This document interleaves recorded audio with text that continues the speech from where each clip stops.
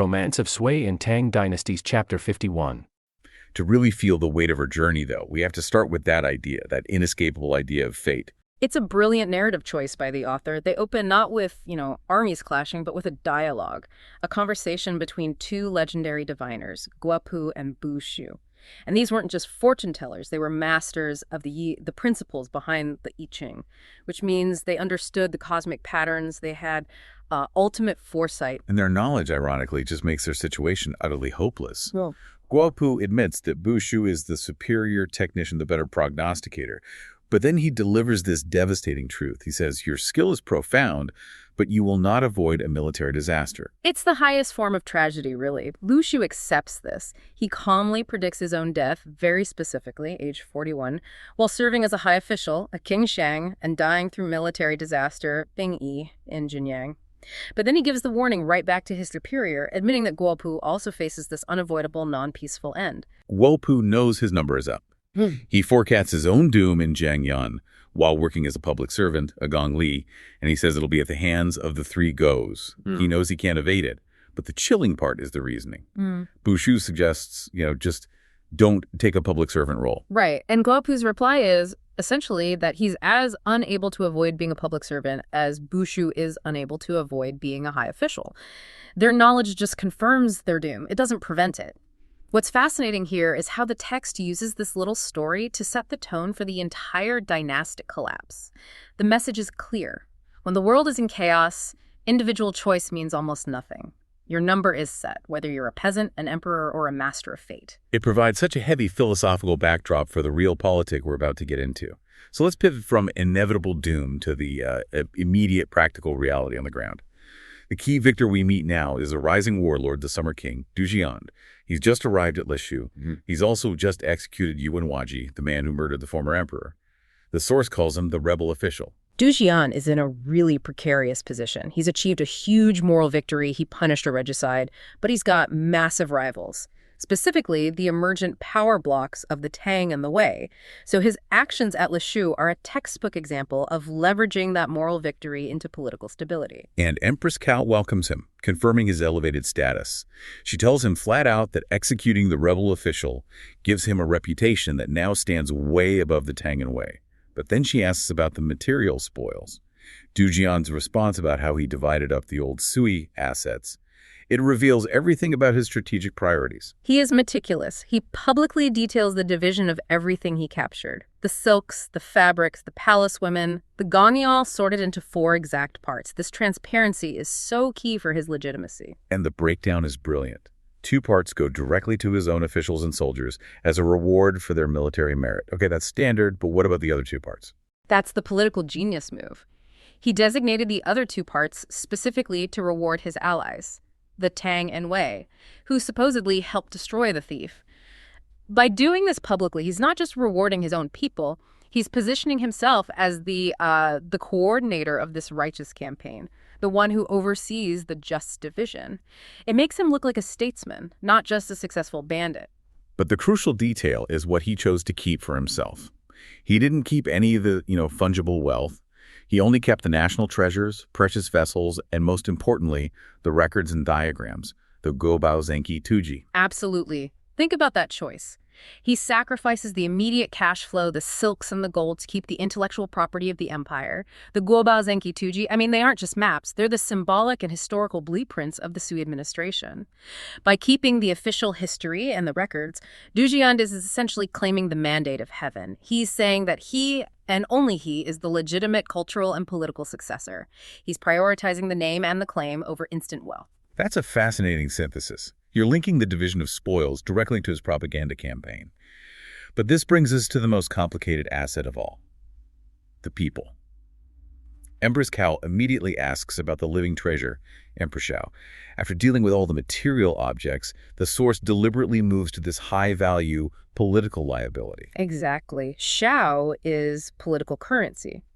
If Du Jiande keeps her, he inherits the moral stain of Yuan Huaji, the regicide who'd claimed her. But if he mistreats her, he loses the moral high ground he just earned. So why didn't he just, return her to the remnant Sui court or put her under house arrest? If he was so virtuous, why exile her? He needed to neutralize her politically, but keep this veneer of protection. He states very clearly that he did not want to be mistaken for one of Huaji's ilk. He claimed he took Empress Xiao and her daughter with him only to prevent them from suffering further insult and humiliation in the Central Plains. This is political distancing disguised as chivalry. He's removing her from the main political battlefield, making her useless to his rivals. And this choice, the source notes, actually suited Empress Xiao. She had suffered so many slights from Empress Cao that she was described as good at moving, not good at staying quiet. She was actually happy to be sent to the foreign lands of the Turks. She believed a few years abroad was better than constant insult at home. And the destination was perfectly calculated. Du Jian sends Ling Jing to escort her to the country of the Turkic Yucheng princess. The Yucheng princess was a Sui royal herself, married off to Shimin Khan, so this ensures Zhao has a relative, a safe harbor, and most importantly, she is far, far out of reach of the Tang and Wei warlords. So she travels dramatically by sea vessel, the Haishuan, all the way to this foreign court. When she arrives, we get this really poignant scene that emphasizes the distance traveled, not just geographically, but culturally. The Khan is away, but Yicheng princess sends a delegation led by Wang Yi with camels and horses to greet her. And the reunion with Wang Yi, a former Sui subject, is just heart-wrenching. He had refused to serve any new master after the Sui fell, and instead he opted for a lesser post of shilleng, or court attendant in the Turkic court. They are the exiled loyalists who have nowhere left in their homeland. And we learn the stark fates of the women who came with Xiao. There's Lady Xia, Jiang Tingting, now a Furin, or Lady in Shuyer, who was serving as a nurse, or Bao Mu for Prince Zhao. But the most revealing detail is the four other ladies, Di, Qin, Li, and Xia, who have fully renounced the world. They've taken vows and become Buddhist nuns, or bhikkhuni. This just speaks volumes. In a time when the political order has collapsed and their positions are meaningless, their choice is the ultimate statement of despair.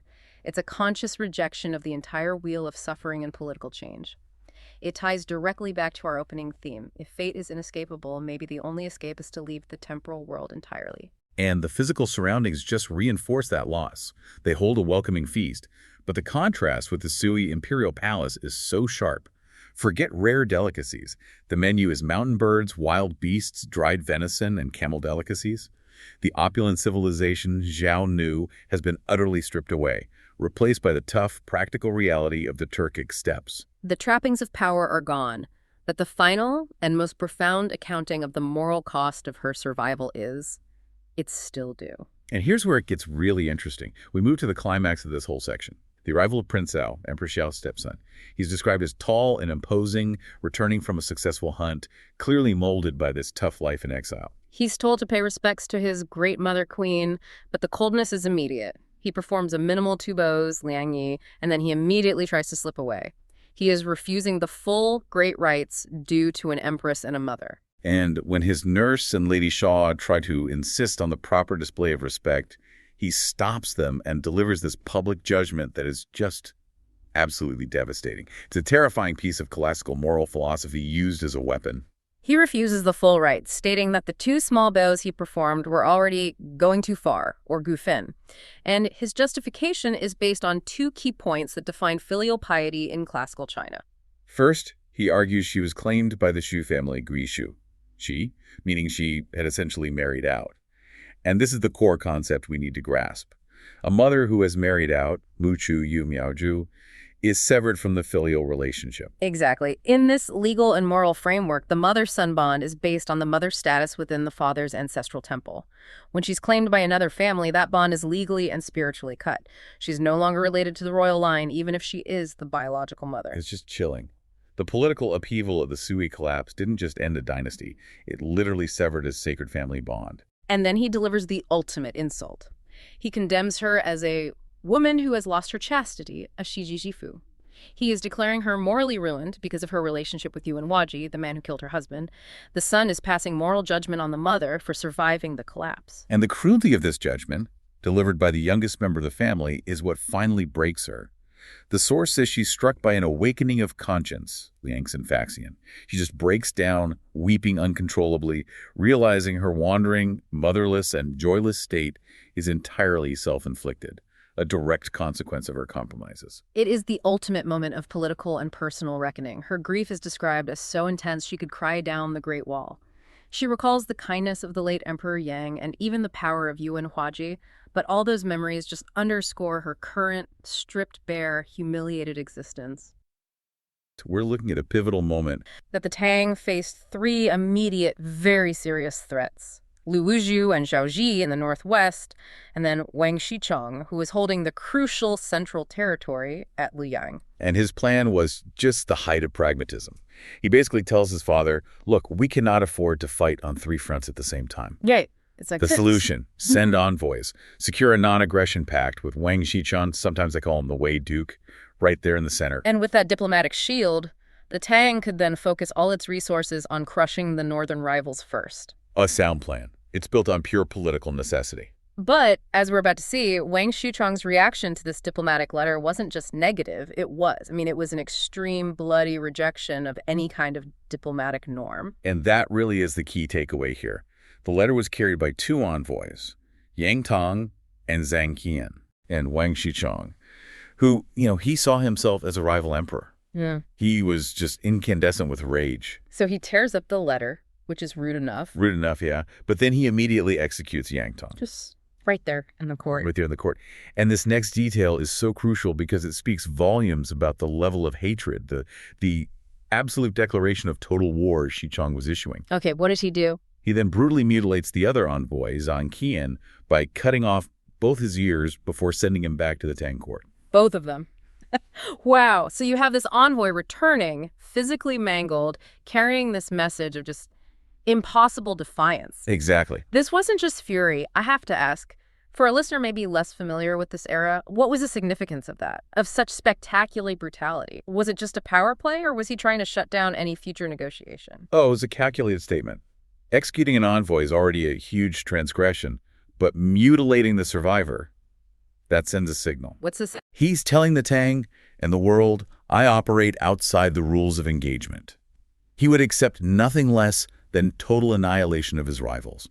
Negotiations were just permanently off the table. Which explains the Tang Emperor's furious response. He wanted to crush Shichong immediately. He did. But Li Shimin, he expertly talks him out of it. He convinces his father to delegate, and he takes charge himself. Right. He leads a massive army, something like 100,000 troops, straight toward Luoyang. This wasn't just a retaliatory force. This was the next phase of his own strategy. And when you look at his command staff, you see why this army was so potent. It wasn't just brute force. He had strategic advisors like Du Rui, military commanders like Lu Hongzhi, and crucially, his prophetic advisors, the diviners Yuan Tangang and Li Shunfeng. He treated them with the respect of a teacher. Exactly. He wasn't just bringing weapons. He was assembling a force of both arms and intellect, integrating strategic specialists and prophetic insight. This balance says a lot about Li Shimin's understanding that power rests on more than just military strength. It rests on destiny and intelligence. Precisely. And that strength showed immediately. Li Shimin's forces, they advance quickly by land and water, and they meet Wang Shichong at the Sui River. And they crush him. Just crush him in battle. Forcing him to retreat, lock the city gates, and just hold a desperate defense inside Luoyang. They had successfully neutralized that central threat. Victory achieved. The enemy's contained. The strategically correct move here would be to settle in for a long siege, right? Resupply, consult the advisors. But that is not what happened. Not at all. And here's where the narrative just pivots dramatically. It takes us straight into the recklessness and the omen. Victory, it seems, gave Li Shimin this dangerous boost of confidence.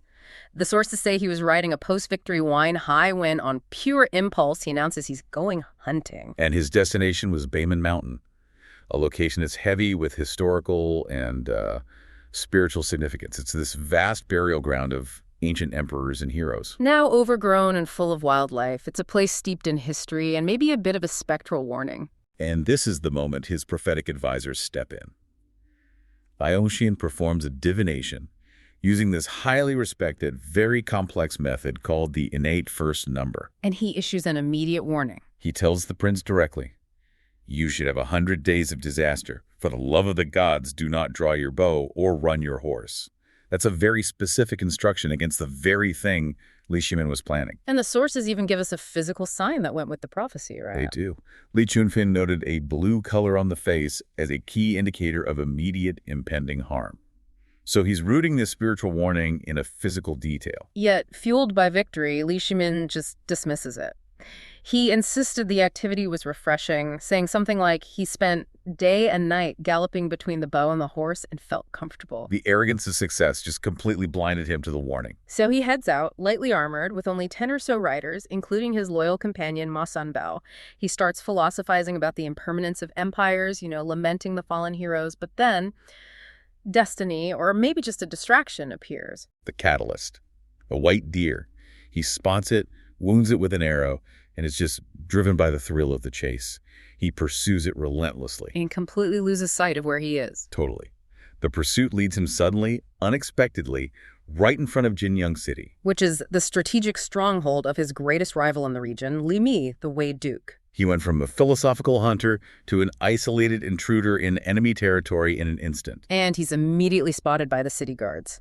Li Mi gets the news, and at first he suspects it's a trap. A complex trap set by the brilliant Prince of Qin. But two of his most famous commanders, they refuse to wait for analysis. This moves us into the chase, the duel, and divine help.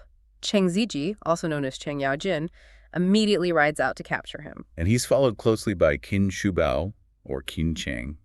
These are two legendary figures who will become central to the future Tang court. So the duel that follows is fierce. Cheng Ziji and Li Shimin fight for over 30 rounds. Meanwhile, Li Shimin's loyal guard, Ma Sanbao. He's quickly overpowered and defeated by Qin Shubao. Li Shimin is completely exposed, alone. Realizing the battle is lost, he turns to flee. In this desperate final move, he shoots an arrow at Ziji, which only strikes his helmet tassel. A total miss. The failure of that desperate shot just terrifies the prince, and he spurs his horse even harder. He finds a brief sanctuary in this ancient deserted temple, known as the Laojin Tang, or Old Lord's Hall. He locks the door with a massive stone bar and makes this desperate, immediate prayer. He promises to rebuild the temple and resculpt the deity if he's saved. And here is where the sources switch completely from military history to, well, mythology. The text says that immediately a whirlwind whipped up and completely erased his horse tracks outside. Wow. And not just that, but dust and spiderwebs instantly covered the door, making the temple look like it had been deserted for years. It's an astonishing detail. So the source is suggesting this wasn't just luck, it was literally supernatural forces helping the prince. That's how it's written. So Cheng Ziji, who had been tracking him, arrives and is momentarily confused by the sudden appearance of this deserted building where fresh tracks should have been. He rides right past it. But he's observant. He circles back, which leads us right into the dragon and the rescue. Right. He goes up a hill for a better vantage point, and his attention is immediately fixed on a separate omen. He spots a big yellow python coiled on the roof ridge of the temple. Ziji remembers the legendary story of the Han founder, Liu Bang, slaying a white serpent before becoming emperor. So he believes this python is an evil creature he has to vanquish to claim his own destiny. This changes everything. It does. He breaks down the sealed door, rushes inside, finds the horse, and then spots the prince hiding behind the deity cabinet. Cheng Ziji raises his massive axe for the execution blow, still focused on his personal omen. But Cheng Shubao, who arrives at just this critical moment, sees something entirely different, something far more powerful. He sees a 5-clawed golden dragon, the ultimate symbol of imperial sovereignty, instantly appear and grasp the giant axe. It stops the blow cold. This is the moment destiny is confirmed. Absolutely. Qin Shubao recognizes this as the unmistakable sign of a true destined ruler. He no longer sees a captive enemy. He sees the future son of heaven. And his loyalty shifts instantaneously. It goes from his current lord, Li Mi, to the perceived true ruler, Li Shimin. And the quick thinking that follows saves the prince's life. Qin Shubao steps in and stops Ziji, not with force, but with diplomacy. He claims that Tang and Wei are kin. Right. And that killing the prince would be an unnecessary offense that would bring total, devastating war down on them. And Ziji, still muttering about the yellow python spirit he failed to kill, is actually convinced. He agrees to capture rather than kill. So the Prince of Qin, now a captive, is paraded into Jinyang City. And the public reaction to his capture only fuels this narrative of his destiny. The common folk gather and admire his handsome features. Bright eyes, thick brows, square face, large ears. All the classic signs of an extraordinary, possibly imperial background. Even in chains, the belief in his destiny is contagious. It's remarkable. The most important connection here is that two of Li Mi's finest commanders acted specifically to save Li Shimin's life, based on a belief in his destined imperial future. Which brings us to the prison and the prophecy fulfilled. Li Mi interrogates Li Shimin, accuses him of spying.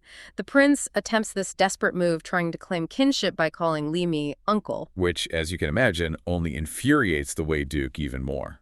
So he immediately orders the prince executed. He sees this captured rival as an immense liability, a risk that just has to be eliminated. But now his most insightful advisor steps forward, Wei Zhang. And weighs and intervenes.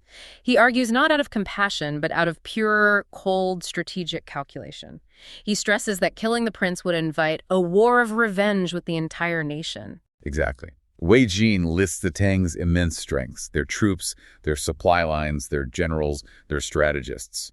He argues that Li Mi is just not strong enough to survive the wrath of the emperor over his beloved son. The cost of execution is national suicide. Basically, yeah. So the resolution is just tactical brilliance. Wei Jing proposes holding Li Shimin hostage until the Tang emperor pays tribute or submits. Li Mi agrees, and the prince is sent to the southern prison, the Nanlao. The Tang emperor tries negotiation. He sends Liu Wenjing to plead, citing some distant family connection, but Li Min is ruthless. So Liu Wenjing is spared execution only through the intervention of another commander, Xu Shiji. And is then thrown into the Nanlao right alongside Li Shimin. Now, though the situation is dire, the imprisonment isn't entirely crushing. It's eased by the discreet aid of Qin Shubao, who makes sure they get food. And by the exceptional character of the jailer, Xu Liban, also known as Yifu. This jailer is the final piece of the destiny puzzle. Xu Liban is an intellectual who takes pity on the unjustly accused. And he has an 18-year-old daughter, Huang. And the setup for the escape is solidified when Weiying has a significant dream. She sees a yellow dragon coiling around her body. So her father, Xu Liban, recognizes this powerful omen and realizes immediately that Li Shimin is the true destined ruler. His loyalty, just like Qin Shubao's, shifts in an instant. The jailer begins subtly aiding them, inviting them into his own quarters daily for meals. He's clearly planning their escape from the Nanlao. And this prophetic loyalty completely undermines Li Mi's control over his own prison. The timing for this is perfect, because Li Mi is suddenly called away. A major internal rebellion erupts, threatening his capital's food supply and strategic position. So he's forced to lead a large army out immediately, taking Cheng Ziji and other key loyalists with him. And here's Li Mi's fatal political mistake. He leaves the key city and the prison in the hands of the very men who either saw the dragon, advised against the prince's death, or recognized his destiny, Xu Shiji, Wei Zhen, and Qin Chong. So the destined emperor sits in their jail, protected by their subtle loyalty, while the men who believe in him are now in charge of the city. The prophecy of 100 days of disaster. It's been fulfilled through his capture and imprisonment. But the fulfillment of that prophecy has inadvertently placed his fate in the hands of those already swayed by his destiny. Our sources tell this amazing anecdote from Qin Shubao himself. He's laughing, and he calls one of his brothers-in-arms, Chang, a fool for actually believing the propaganda that Li Shimin was a yellow python demon that needed to be killed. Okay, so that's the official story, that he's some kind of monster. But Qin Shubao, who helped imprison him, he knows that's not the real story. Not at all. He says the real reason he hesitated, the reason he had this change of heart, was what he saw during the attempted execution. How did he?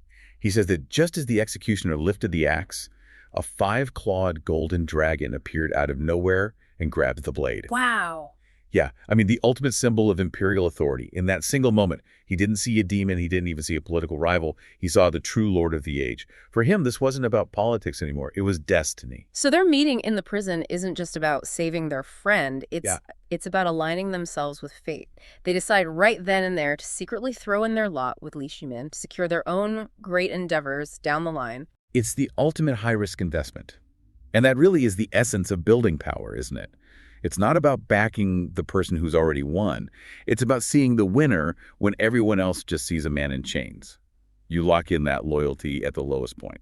So how do they even pull this off? A secret meeting in a high-security political prison? Well, the sources give us some great detail on the logistics. Qin Shubao organizes 2 full tables of wine and food. Enough to make it seem like a small feast, something to distract the guards. And they show up in plain clothes, right? Not their official uniform. Exactly. This is off the books. And they're greeted at the South Prison by the supervisor, a man named Shimin, or Shu Yifu. And the prison itself, it's not what you'd expect. It's not some dark, miserable dungeon. No, not at all. The cell is described as 3 refined rooms.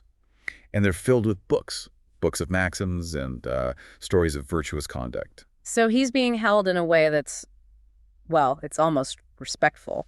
Very respectful. In fact, one of the prisoners, Lu Wenjing, even comments that the jail official, Shu Yifu, is surprisingly sharp. He says he's clearly not a common person. And this is where we see Li Shimin's own character, his knack for leadership, even in chains.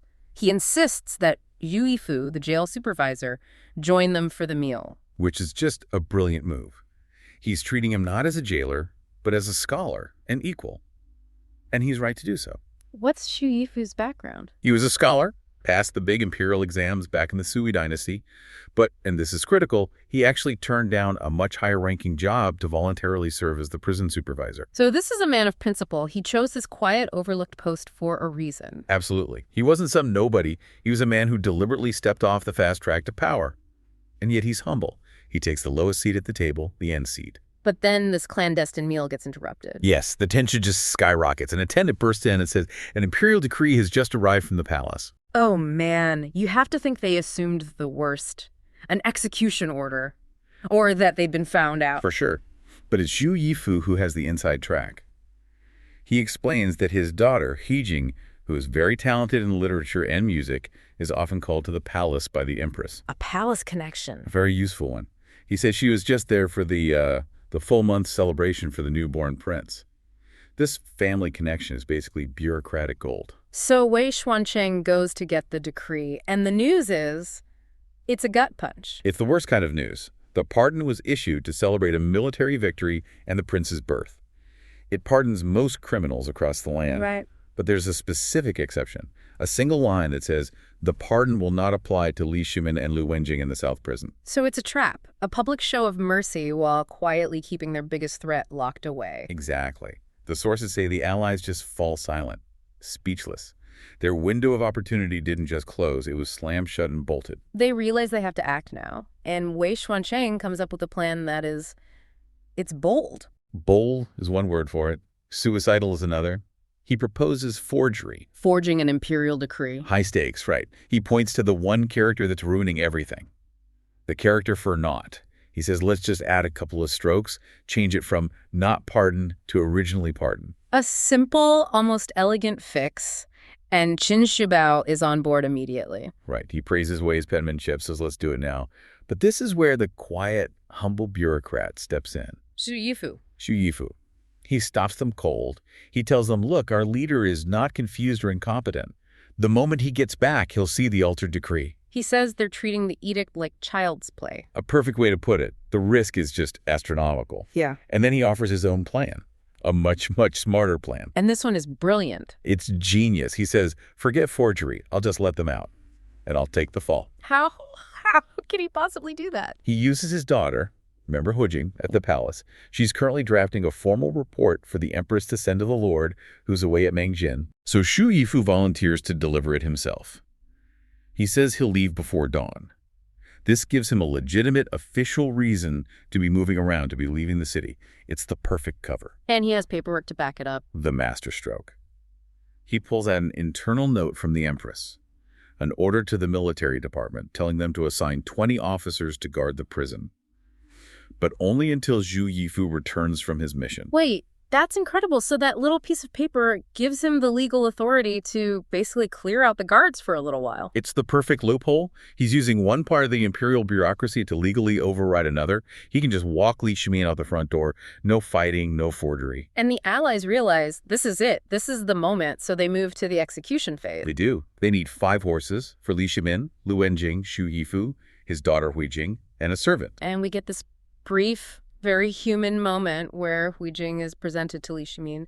She's described as this naturally beautiful young woman, and she pays her respects, knowing full well the risk she's taking. And the allies pool their resources. Zhu Mogong gives 2 of his best horses. Qin Shubao provides 2 more, and he even retrieves Li Shimin's own prize steed, the wind-chasing horse, for Liu Wenjing to ride. So they have the means of escape. Now for the final deception. Xu Yufu disguises Li Shimin and Liu Wenjing in plain servants' clothes, little blue caps. They're not princes anymore, they're his couriers. And when the new soldiers arrive, the ones from the Empress's note, He meets them at the gate. He tells them the inner gate is sealed up for the night, but here, have some wine and food we prepared. He says he and his 2 brothers-in-law, the disguised prisoners, are leaving right away on urgent business for the general at Minjin. and they buy it completely. They see the official note. They're offered a meal. They have no reason to be suspicious. They're just following orders. And the final scene is, well, it's remarkably quiet. Xin leads the way with a lantern. Li Shimin and Liu Wenjing are carrying the official document boxes, playing their part perfectly. The servant has the luggage. They just walk out. A soldier closes the gate behind them. And their allies are waiting outside the city walls with the horses. Yes. Qin Shubao is so overcome, he insists on riding with them for a ways. And he says this ancient phrase, "A scholar dies for his confidant." It's a tearful farewell, but it's really the true beginning of the Tang leadership core, forged in this incredible high-stakes escape.